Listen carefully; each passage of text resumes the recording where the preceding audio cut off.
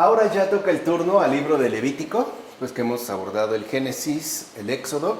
Es importante retomar los contenidos o tenerlos presentes para tener una mejor comprensión, un mejor aprovechamiento de lo que ahora se indica en este texto del Pentateuco.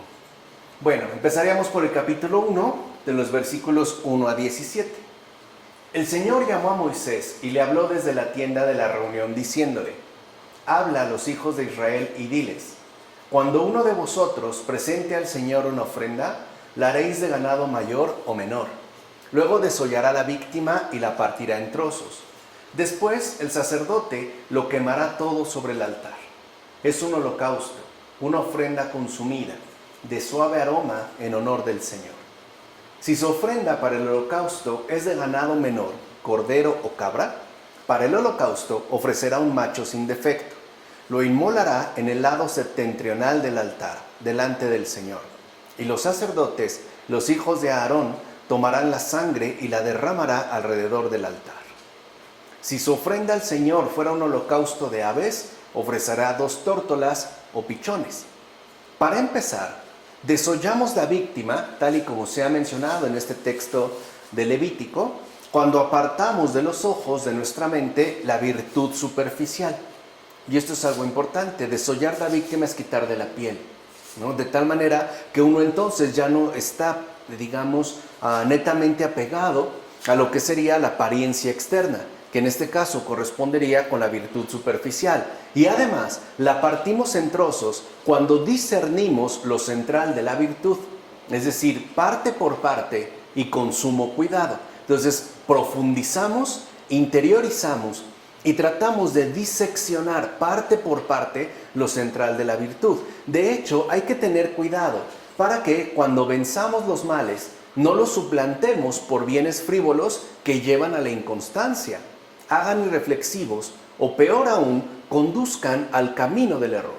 Por eso es tan importante el ir parte por parte, de tal forma que, si bien es cierto, se han logrado vencer los males o se ha logrado acceder a una vida basada en la virtud, entonces que no suplantemos estos males por algunos bienes ciertamente inapropiados, como pueden ser la inconstancia debido a su frivolidad, o el hecho de que nos volvamos irreflexivos, o peor aún, que por habernos deshecho de estos males incurramos en errores graves. Por eso en todo momento debemos estar atentos y perseverar en el examen interior.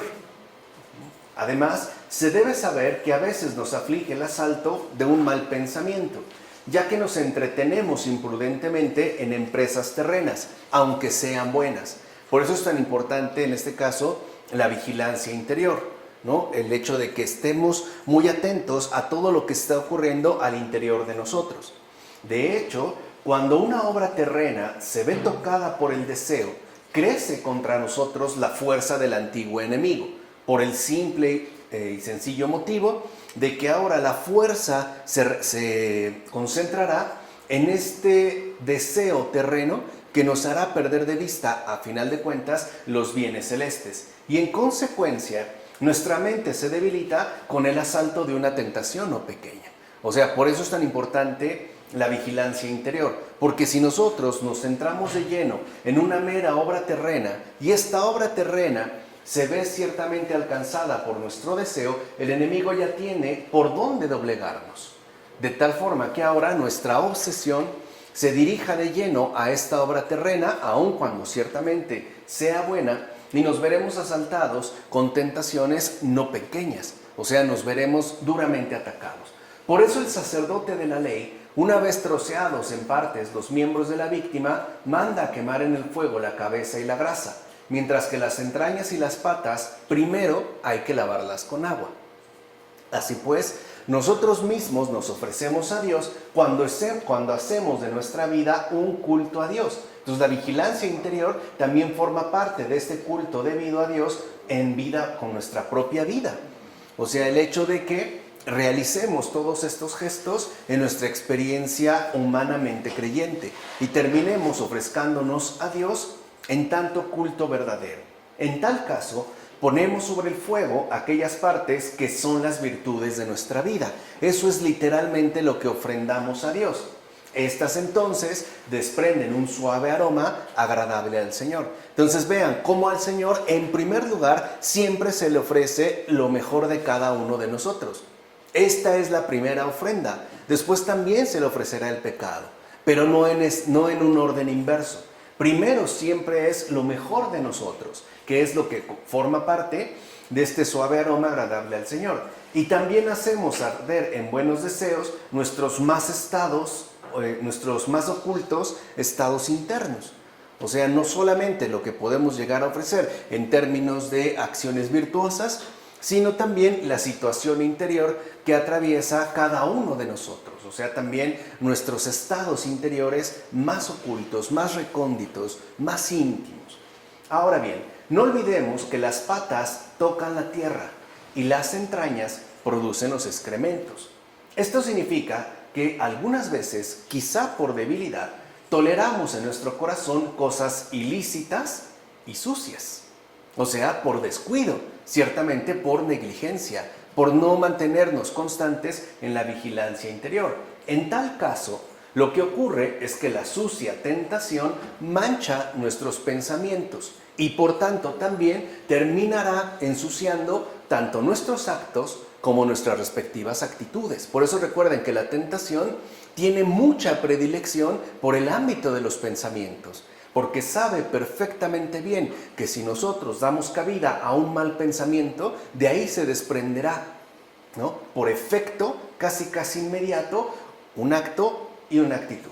¿Y qué son las tentaciones? Sino los excrementos que expulsa el demonio, con lo cual evidentemente nos quiere manchar a todos y cada uno de nosotros. Por eso debemos lavarnos antes para quedar limpios y poder ofrecer nuestro debido sacrificio. Entonces, si se da, como afirma Paterio en la explanación al Levítico. Si lo ven, en Éxodo, el punto culminante estaba sobre el tabernáculo. En el Levítico comienza ahora dirigiéndose al acto por excelencia que tendrá que llevarse en torno a este tabernáculo. Es decir, el sacrificio.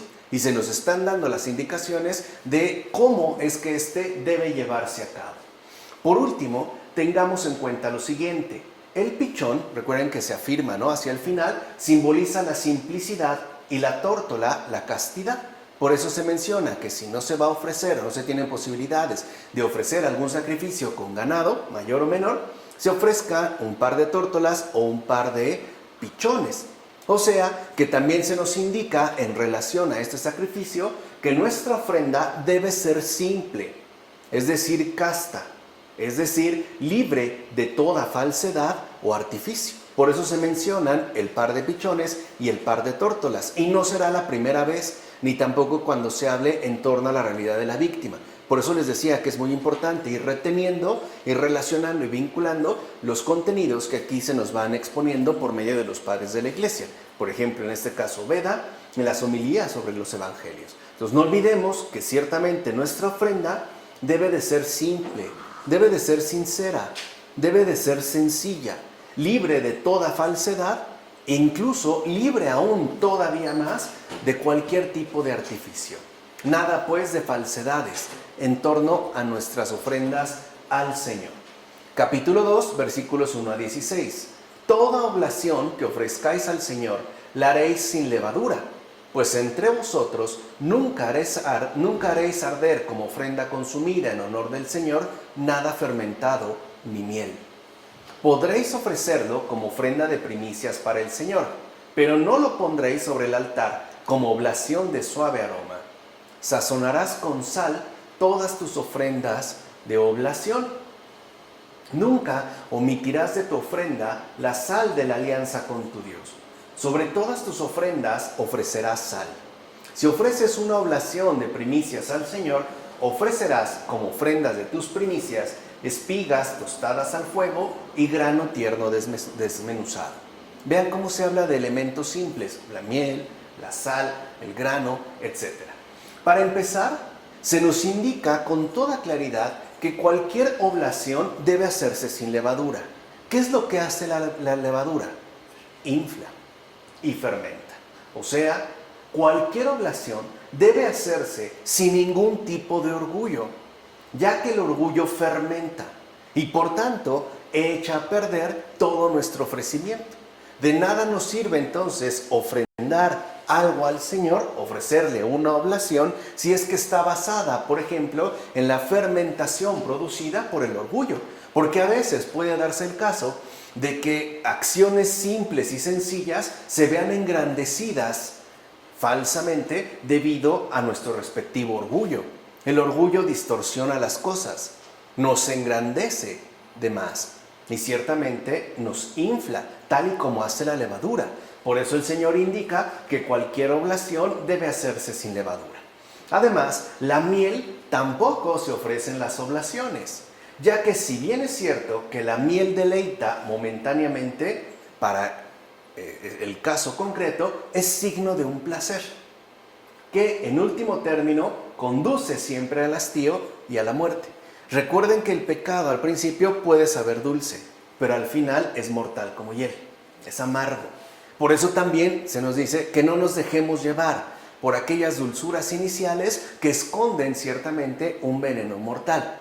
De hecho, el inicial dulzor de la miel se convierte al final en amargor, algo que evidentemente nunca agrada a Dios.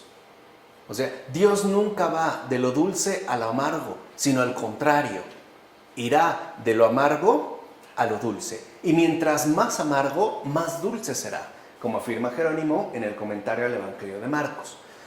Por otra parte, lo mismo que la carne se corrompe si no se la sazona con sal. Recuerden que en esos tiempos no había refrigeradores, ni había el único modo de conservación particular de la carne, de cualquier tipo, ya fuera pescado, aves o ganado, era salándola, sazonándola con sal para evitar la corrupción. Entonces, lo mismo que la carne se corrompe si no se la sazona con sal, así también el alma. Si no es sazonada con la sal de distintas tentaciones, entonces esta alma se reblandece y se vuelve débil. Tiene que estar siendo, ¿no?, frecuentemente condimentada. Por eso es que no puede faltar la sal de la alianza con Dios, es decir, la fidelidad a Él. Por eso se habla del sazonamiento ininterrumpido a base de sal. Quiere decir que si por una parte bien es cierto que tendremos olas de distintas tentaciones según diferentes circunstancias, al mismo tiempo debemos estar conservados plenamente en la fidelidad a Dios. De tal forma que aunque nos viéramos sacudidos por una tentación, esto no nos lleve a quebrantar la alianza establecida con Él. Al contrario, que nos ayude a permanecer firmes en la fidelidad ofrendada, como afirmó Orígenes en las homilías sobre los números. Ciertamente, la meditación es la sal que todo lo preserva en nuestro provecho. Es muy importante la meditación. De ahí que el Señor nos pida aderezar con sal todas nuestras ofrendas según el aporte que nos brinda la meditación de las Escrituras. Por eso es tan importante la meditación de las Sagradas Escrituras, tanto del Antiguo Testamento como del Nuevo Testamento. Solo así, o sea, solo a partir de la meditación de las Escrituras, es que lograremos preservarlo mejor y conservarlo intacto. Esa es la idea. Que al aderezar con sal, es decir, al hacer intervenir de manera activa la meditación en nuestras vidas, a partir de la meditación de las Escrituras, logremos ciertamente preservarlo mejor y conservarlo intacto, de tal forma que sea un alimento disponible que podamos consumir en cualquier momento. No dejar pues que se eche a perder, sobre todo por descuido, como afirma Metodio en el banquete. En todo caso, si el alma busca refugio en Dios, cree en Él y pide la sal de la vida, que es el espíritu bondadoso y amigo del ser humano, llega entonces esta sal celestial destructora de los malvados gusanos. Y sabemos que la sal efectivamente mata a los gusanos, especialmente en el caso de los alimentos. Es decir, esa sal que hace desaparecer el funesto olor de los malos pensamientos, que limpia el alma con la eficacia de su poder y mata y aniquila las malas pasiones que hay en ella. O sea, también debemos pedir el ser preservados a partir de este espíritu bondadoso que es sal celestial, un remedio benéfico para el alma entera, que como hemos mencionado, destruye los malvados gusanos y por ende nos libra de todas esta serie de calamidades, ¿no? Como el funesto olor de los malos pensamientos y sobre todo el hedor que desprenden las malas pasiones arraigadas en el alma. De hecho, esta sal celestial es la única que aparta de nosotros las sombras de los malos propósitos, que pueden darse también a manera de tentaciones. En consecuencia, sana e intacta por la labor de dicha sal, el alma se torna entonces servidora del Señor del cielo, como afirma Macario, el pseudo Macario, en un sermón. Entonces, es importante que veamos por qué también se da la insistencia en el sazonamiento con la sal. Es la preservación. ¿Y para qué queremos estar preservados de todo tipo de mal? ¿Para llevar una vida tranquila y relajada? No. Lo que queremos es esta preservación para que nuestra alma sea entonces verdadera servidora del Señor del cielo, de tal forma que no nos veamos perjudicados o afectados por malas cosas que generen ante todo putrefacción. Por último, no debemos olvidar que las verdaderas primicias que aquí se han mencionado son los recién bautizados. En efecto, 4 son las condiciones en virtud de las cuales los sacrificios son bien aceptados. A saber, o sea, habría, de acuerdo con este padre de la iglesia, 4 condiciones fundamentales para que los sacrificios sean entonces bien aceptados. Primero, que las ofrendas sean las primicias de los nuevos frutos. Segundo, que sean tostadas al fuego. Tercero, que sean asimismo desmenuzadas. Y cuarto, que fueran intactas.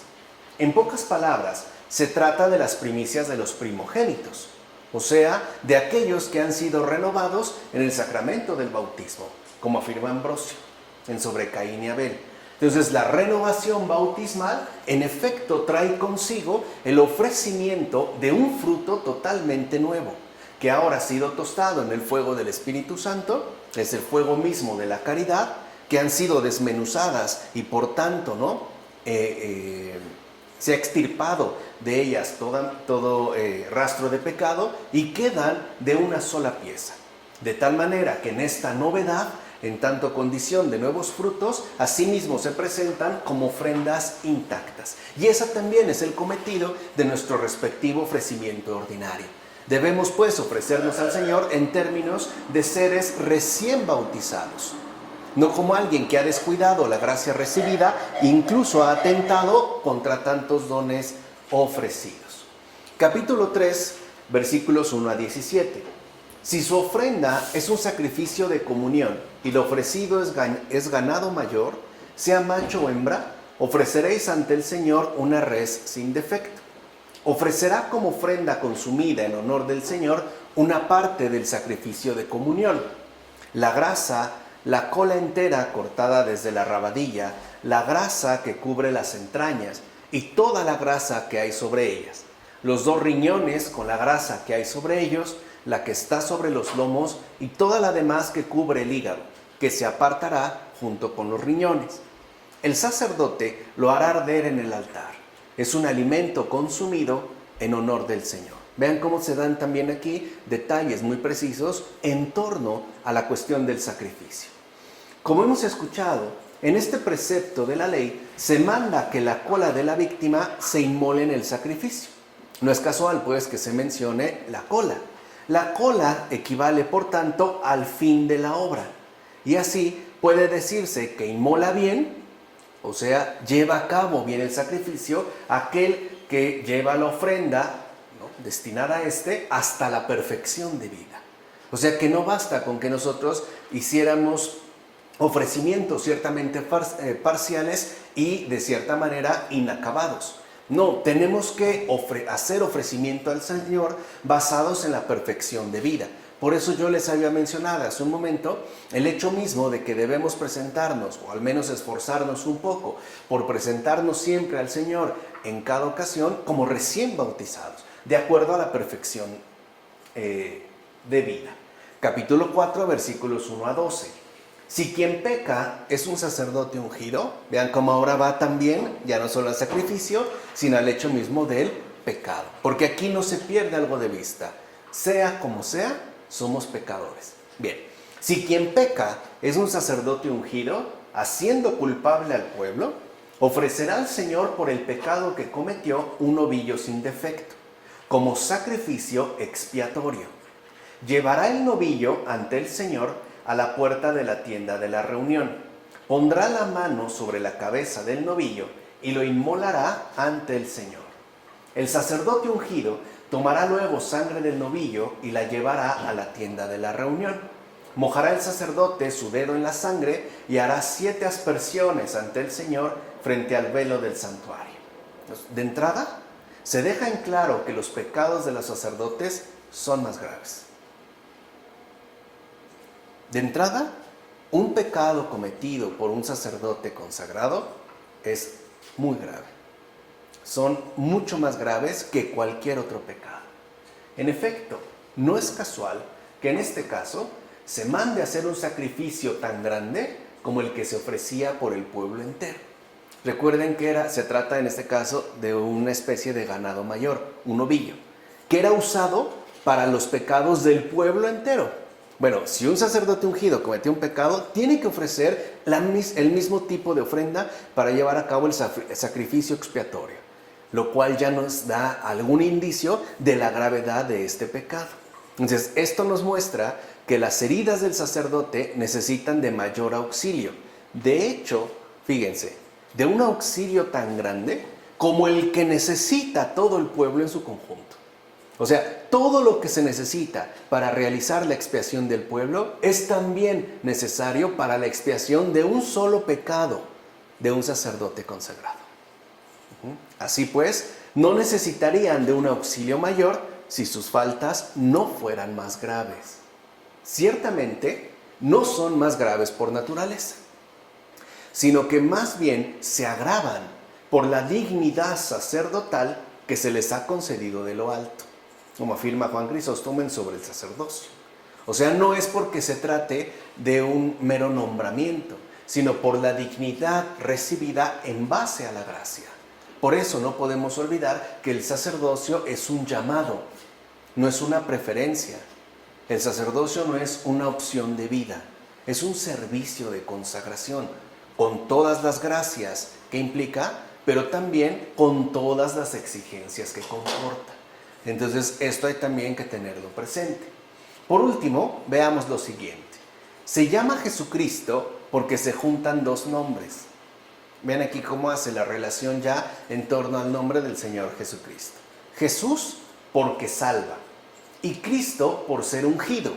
Y por tanto, como hemos visto en el caso de Aarón, ser sacerdote. Lo que caracteriza entonces al sacerdote es la unción que le es recibida. Bueno, sabiendo esto, Moisés dio estos 2 nombres a 2 varones elegidos entre todos. A Oseas, su sucesor en el gobierno, le cambió el nombre por Josué. Ahora, Jesús es la forma griega de este nombre. Podemos decir que en hebreo es Josué, pero la forma griega para Josué es Jesús. Y a su hermano Aarón le dio el sobrenombre de Cristo, ya que fue ungido, Christos en griego. Esto tuvo el propósito de mostrar a través de estos 2 varones tanto el aspecto sacerdotal como el regio que había de poseer el único Jesucristo, como afirma Cirilo de Alejandría en las catequesis. Y es algo muy hermoso de entender, porque quiere decir que a partir de estos gestos, por ejemplo, dados en los nombres, tanto con Oseas, llamándolo Josué, como en la unción llevada a cabo con Aarón, se está hablando ya plenamente de este único Jesucristo que es el verdadero Salvador y que además viene en calidad de sacerdote para llevar a cabo el sacrificio expiatorio por excelencia, o sea, el perdón de todos los pecados. Quiere decir que entonces también en estas líneas se está prefigurando ya la figura redentora de nuestro Señor Jesucristo. Capítulo 4, versículo 13 al capítulo 5, versículo 13. Y si es un príncipe, fíjense, comienza por los sacerdotes y ahora pasa a los gobernantes, a lo que hoy nosotros llamaríamos en general los políticos. Bueno, y si es un príncipe, el que peca por inadvertencia, haciendo algo prohibido contra los mandatos del Señor, y se ha hecho culpable de ello, cuando llegue a saber que incurrió en pecado, vean cómo no es algo inmediato, pero cuando llegue a saber, porque lo sabrá, que incurrió en pecado, llevará como ofrenda propia un macho cabrío sin defecto. Si es alguien del pueblo, de la tierra, el que peca por inadvertencia, haciendo algo prohibido contra los mandatos del Señor, ya pasa a la gente común, y se ha hecho culpable de ello, cuando llegue a saber que incurrió en pecado, llevará como ofrenda propia, por el pecado que cometió, una cabra sin defecto. Si alguien peca porque se le toma juramento para que testifique de algo que ha visto o que sabe y no lo declara, incurre en delito. Si no está a su alcance llevar una res menor, como sacrificio por su pecado, como es el caso anterior, llevará al Señor un par de tórtolas o 2 pichones, uno como sacrificio por el pecado y otro como holocausto.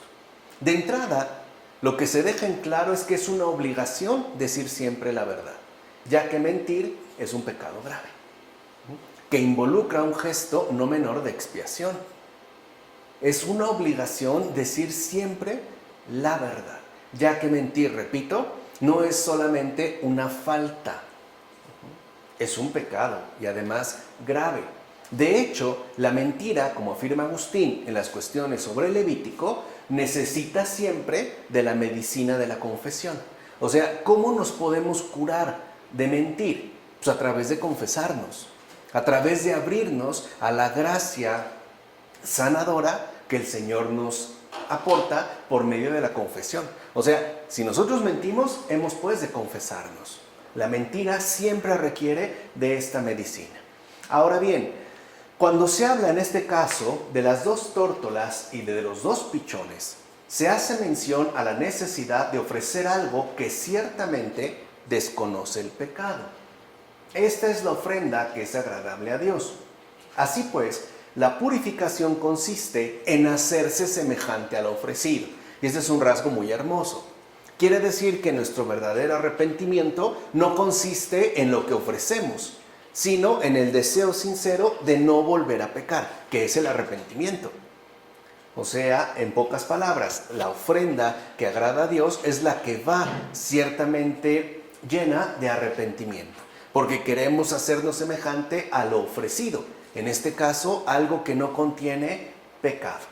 De hecho, la timidez de las tórtolas simboliza el temor al pecado, como afirma Clemente de Alejandría en el Pedagogo. Entonces, recuérdense la necesidad que tenemos en tanto purificación de hacernos semejantes al ofrecido. Además, no sin motivo, se habla de un par de tórtolas y un par de pichones. En efecto, la paloma es el Espíritu Santo. Así pues, cuando se habla acerca de los misterios grandes y más secretos, los cuales no muchos son capaces de entender, el Espíritu Santo es designado con el nombre de tórtola, es decir, con el de aquella ave que habita siempre en la cima de los montes y en lo alto de los árboles. Fíjense cómo se daría, ¿no?, de manera simbólica la referencia en términos de tórtola, porque se mantendría en lo elevado. En cambio, este mismo Espíritu Santo es comparado con una paloma cuando se hace referencia a lo que se encuentra al nivel de los valles, cuando está pues ahora más bien, ¿no?, andando por más bajo y por ende al alcance de los seres humanos. En síntesis, es el Espíritu el que asciende y desciende por igual, como afirma Orígenes en las homilías sobre el Cantar de los Cantares. Por eso vemos cómo en el bautismo del Señor se manifestó el Espíritu Santo en forma de paloma, a tal grado que se puso al alcance de los seres humanos. Entonces el Espíritu Santo es el que asciende, y por eso se le daría la referencia de tórtola, pero también el que desciende, siendo uno y el mismo. Y en este caso tendría la figura de el pichón. Capítulo 5, versículo 14, al capítulo 6, versículo 7. Y habló el Señor a Moisés diciendo: si alguien ofende y peca por inadvertencia, en perjuicio de las cosas santas del Señor, ofrecerá como sacrificio por el delito un macho cabrío del rebaño, sin defecto, según la tasación en siclos de plata, en ciclos del santuario para sacrificio por el delito. El holocausto permanecerá ardiendo sobre el altar. Apartará la ceniza producida por el fuego del holocausto y la pondrá al lado del altar. El fuego del altar permanecerá encendido, no se apagará. Seguimos viendo esta serie de detalles en torno a el sacrificio. Apartar la ceniza significa que no todo debe ser eliminado, sino más bien aquello que debe ser consumido y entregado. De hecho, con ello se nos enseña a vivir de manera piadosa y honesta para alcanzar finalmente la santificación y por tanto también el descanso espiritual. Por eso se habla también de la manera de proceder en relación a las cenizas, como habla Agustín en contra de las dos cartas de los pelagianos. Por último, que el fuego del altar deba permanecer encendido simboliza el firme propósito de enmienda, ya que el deseo de corrección no debe ser simplemente algo pasajero. Recuerden cómo anteriormente acabamos de mencionar la cuestión del arrepentimiento y cómo debe de ser parte constitutiva de nuestra respectiva ofrenda. O sea, no podemos arrepentirnos porque nos sentimos mal, sino por un verdadero deseo de corrección, por una opción definitiva y permanente por el bien. De hecho, nuestro afán de enmienda debe ser algo sincero y permanente en todo momento, como afirma Gregorio Magno en las homilías sobre los evangelios. O sea, no se trata de limitar este afán de enmienda a una situación que quizá nos ha traído remordimientos de conciencia o malestares de algún tipo. No, debe de ser algo que nos acompañe siempre y en todo momento. Por eso precisamente a continuación, es decir, en los versículos siguientes, se va a hablar del sacrificio de cada día. Entonces vemos cómo se aborda el sacrificio de manera general hasta que se hace ya algo habitual en el día a día. Pero sigue siendo entonces la forma misma que debe comportar el sacrificio. Así llegamos al capítulo 6 de los versículos 8 a 13. El resto lo comerán Aarón y sus hijos. Se comerá como pan ácimo en lugar santo. Lo comerán en el atrio de la tienda de la reunión. No se cocerá con levadura. Acuérdense de la levadura, lo que ya habíamos hablado. Es la parte que doy de mis ofrendas consumidas. Es algo santísimo, igual que el sacrificio por el pecado y el sacrificio por el delito. Mira, el holocausto es quemado en el altar cuando una buena obra es hecha con el fuego abrasador de la caridad en el corazón de cualquier elegido que se ha entregado a sí mismo totalmente a Dios con su cuerpo y su alma. Ahí está la verdadera víctima. El hecho de ofrecerse uno mismo a Dios de manera total y completa, en cuerpo y alma.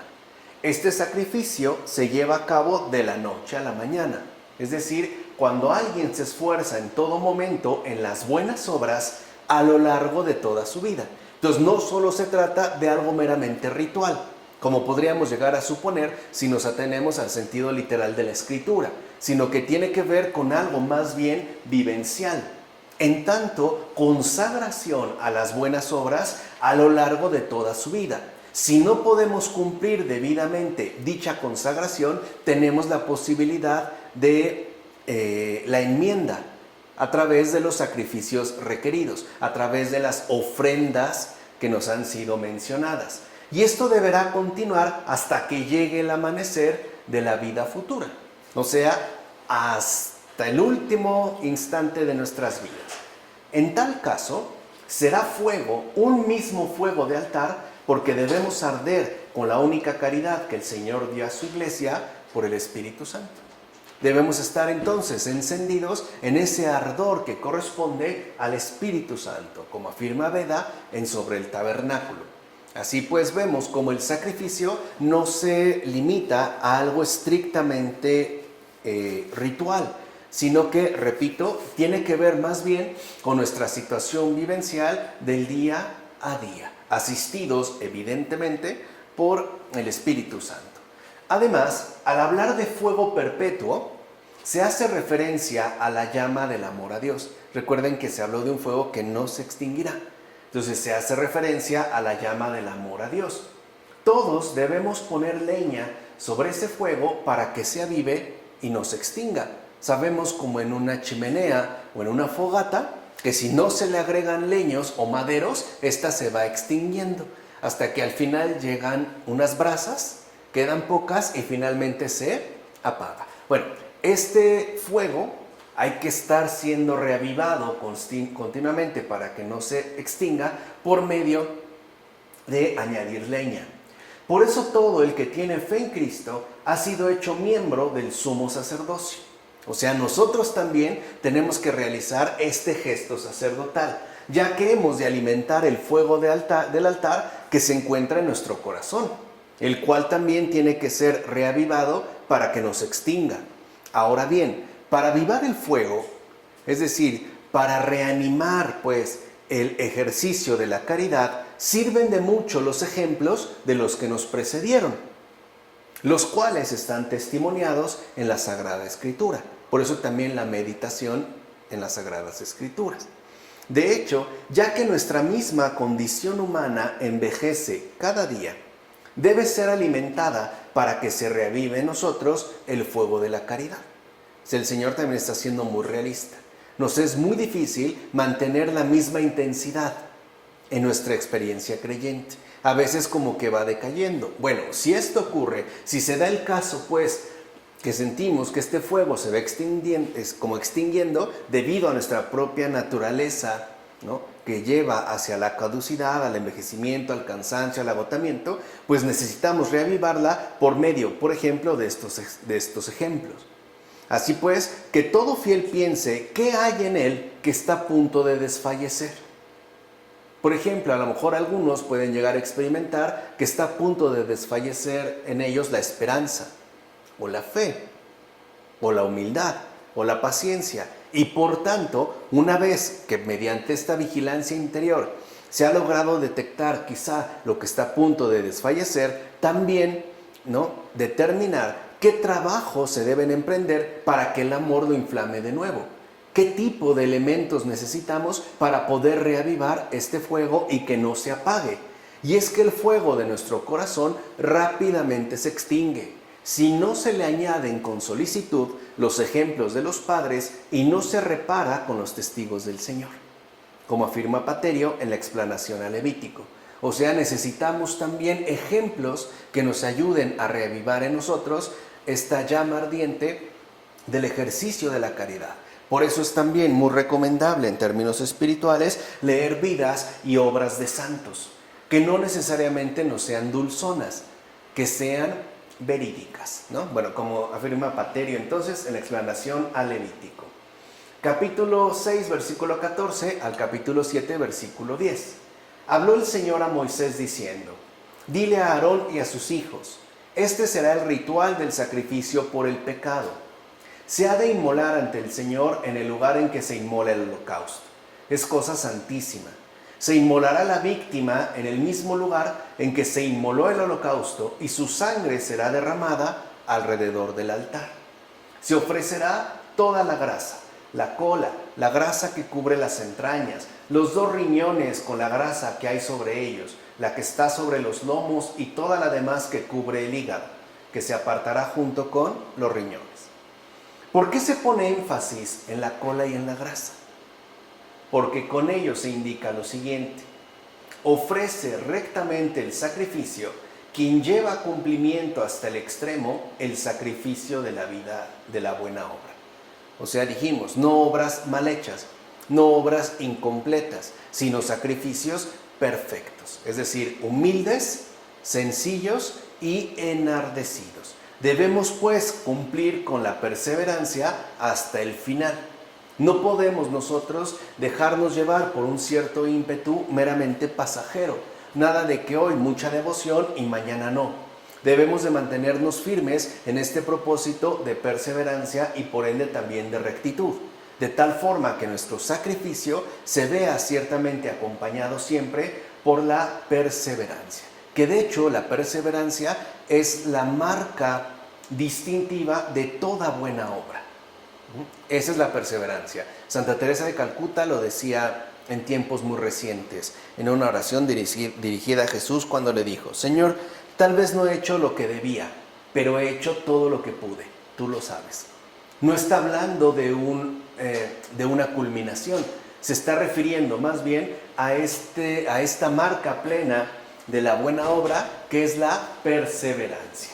Capítulo 17, en los versículos 11 a 38. Y ya con esto terminamos el día de hoy en el libro del Levítico. La carne tocada por cualquier cosa impura no se comerá. Se quemará en el fuego. Cualquier persona no contaminada podrá comer carne. Cualquiera que en estado de impureza coma carne de los sacrificios de comunión ofrecidos al Señor, será extirpado del pueblo. La pierna derecha la daréis como porción. Esta es la porción de la ofrenda consumida en honor del Señor, asignada a Aarón y a sus hijos, desde el día en que se le consagró para ejercer el sacerdocio. Vean, para empezar, otro nuevo énfasis puesto en el sacerdocio y en la relevancia que tiene el sacerdocio. ¿Qué significa que el sacerdote, por mandato de la ley, no solo reciba la pierna derecha? Esa es su porción.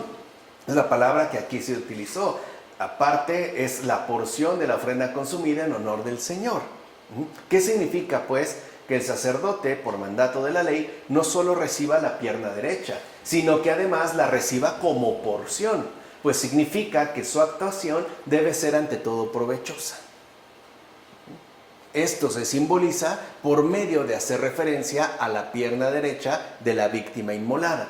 Es decir, no se trata únicamente que entre los malvados se comporte bien. Recuerden que estamos hablando en un primer momento del sacerdote, pero al mismo tiempo de cualquier cristiano. No se trata simplemente de que entre los malvados se comporte bien, sino que así como lo supera en obrar bien por el honor de su estado, así también debe superarlos por la virtud de sus costumbres. Debe de ser, pues, sincero y transparente en todo su respectivo proceder.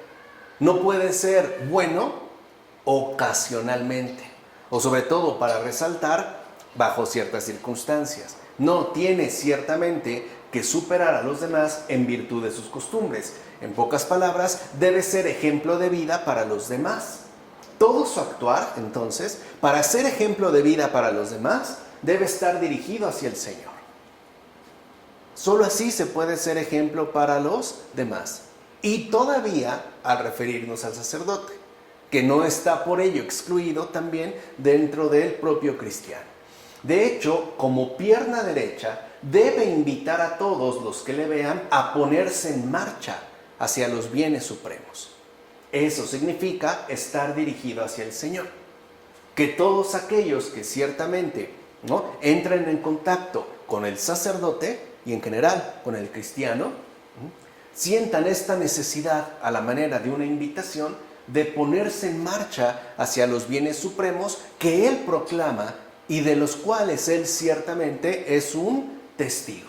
En pocas palabras, un sacerdote nos debe de orientar a todos y a cada uno de nosotros al cielo. No puede dirigirnos hacia esta tierra, no puede dejarnos instalados aquí.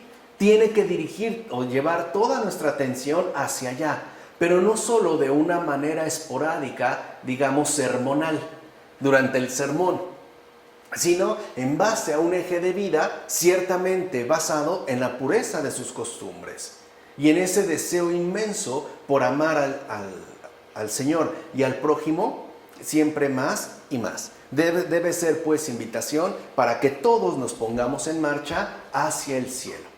Y si bien es cierto que esta es una exigencia clave y medular para el sacerdote, asimismo lo es para el cristiano. Si un cristiano no logra, por lo menos, invitar a los otros a ir al cielo, hacia los bienes supremos, no está haciendo bien lo que le corresponde. Porque recuerden que, en efecto, el cristiano vive en este mundo, pero no es de este mundo. Tiene que despertar nuestra sed, nuestra hambre por ese más allá que de hecho nos está esperando a todos y cada uno de nosotros. ¿De acuerdo?